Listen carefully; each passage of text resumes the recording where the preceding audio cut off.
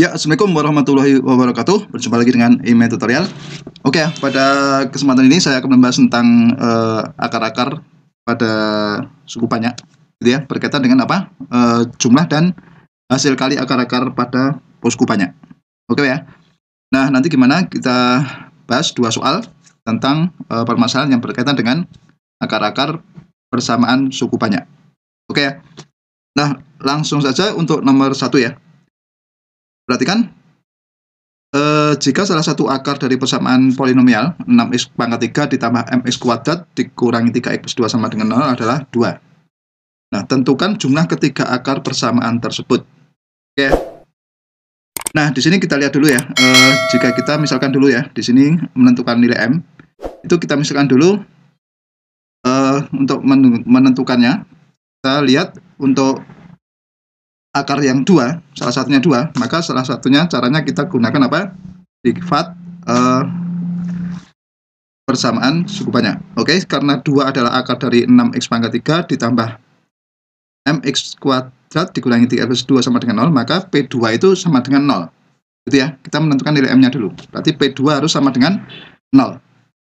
Kalau kita masukkan gitu ya, maka 6 dikali 2 pangkat 3 ditambah m dikali 2 kuadrat gitu ya, dikurangi 3 kali 2 plus 2 sama dengan 0. Nah, kita hitung aja 6 kali berapa? 2 pangkat 3 itu 8 ya. Kemudian m kali 4, kemudian 3 kali 2 itu 6 gitu ya, tambah 2 sama dengan 0.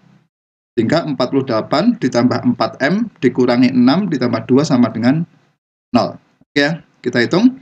4m ditambah 44 gitu ya, itu sama dengan 0, sehingga 4m sama dengan minus 44 dan m-nya itu sama dengan minus 11.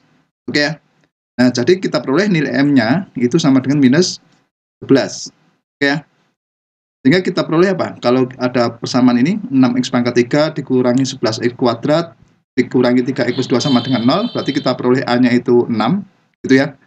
Kemudian B-nya itu kan minus 11, C-nya itu minus 3, dan D sama dengan 2. Nah, kalau kita mencari jumlah ketiga akar ya, itu kan X1 ditambah X2 ditambah X3. Kita misalkan akar-akarnya itu X1, X2, X3. Berarti kalau dijumlah, itu kan X1 ditambah X2 ditambah X3 ya, itu kan rumusnya sama dengan apa? Minus B per A. Nah, maka kita peroleh minus dari minus 11 per 6, gitu ya. Jadi kalau kita hitung itu berarti sama dengan 11 per 6. Oke ya. Nah, jadi kesimpulannya jumlah dari akar-akarnya itu adalah 11 per 6. Oke ya. Paham ya untuk ini ya. Nah, sekarang coba simak soal yang nomor 2. Perhatikan. Diketahui persamaan suku banyak ya, itu 2x pangkat 3 ditambah 3x kuadrat ditambah x plus 8 sama dengan 0. Memiliki sepasang akar berkebalikan. Tentukan nilai P. Oke ya. Nah, dari situ kita peroleh apa? Misalkan A itu sama dengan 2, B-nya itu sama dengan 3, C-nya itu sama dengan P, kemudian D-nya itu sama dengan 8.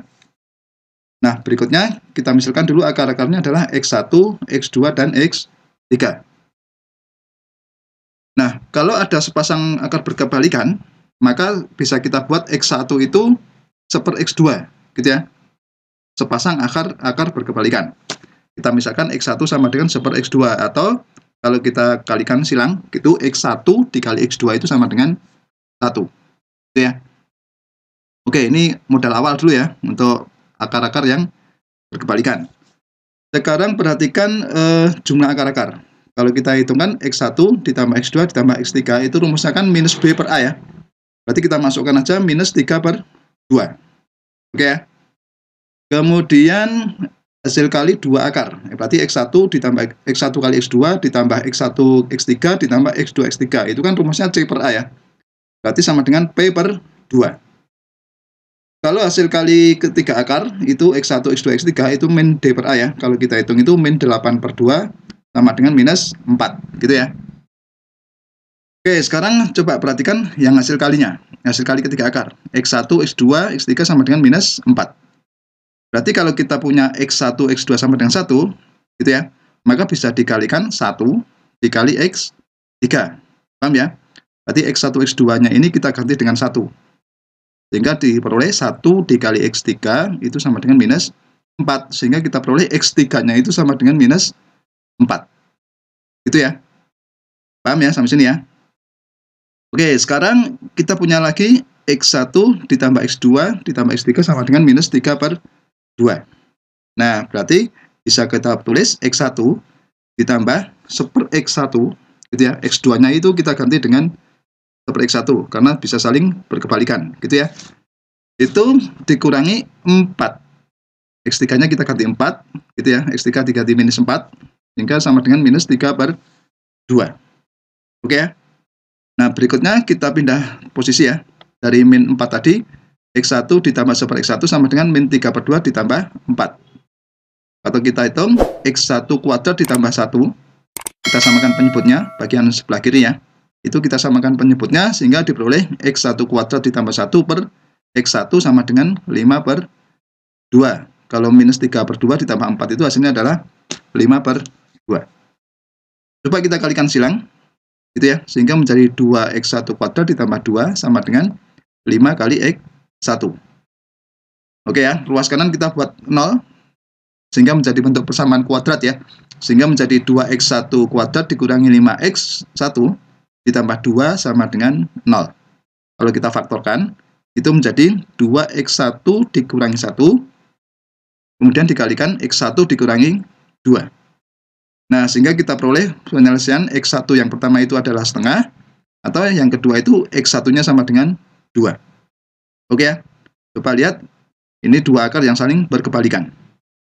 Nah, dari sini maka kita peroleh ambil salah satu aja, X1-nya itu sama dengan setengah, X2-nya otomatis berkebalikan ya, maka X2-nya itu sama dengan 2, kemudian X3-nya itu sama dengan minus 4. Oke ya. Nah, sekarang kita hitung, kita cari P. Tadi diperoleh ini, X1 kali X2 sama ditambah X1 kali X3 ditambah X2 kali X3 sama dengan P/2 ya. Nah, X1 kali X2, tadi kan 1 ya. Nah, ini 1, kemudian ini X1-nya kita ganti setengah, X3-nya kita ganti minus 4. X2-nya kita ganti 2, X3-nya kita ganti minus 4. Sama dengan P/2. Kalau kita hitung itu, 1 ditambah minus 2, ditambah minus 8 sama dengan P/2. Gitu ya. Jadi ini kalau dijumlah, itu hasilnya minus 9 ya. Minus 9 itu sama dengan P/2.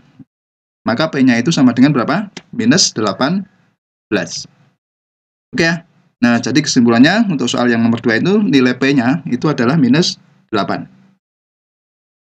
Oke ya, dari sini, dari dua contoh ini sudah paham ya, bagaimana kita menggunakan atau memanfaatkan apa? Jumlah dan hasil kali akar-akar pada persamaan cukup banyak. Oke, begitu? Ya, demikianlah tutorial dari saya. Semoga bermanfaat dan jangan lupa tunggu tutorial berikutnya.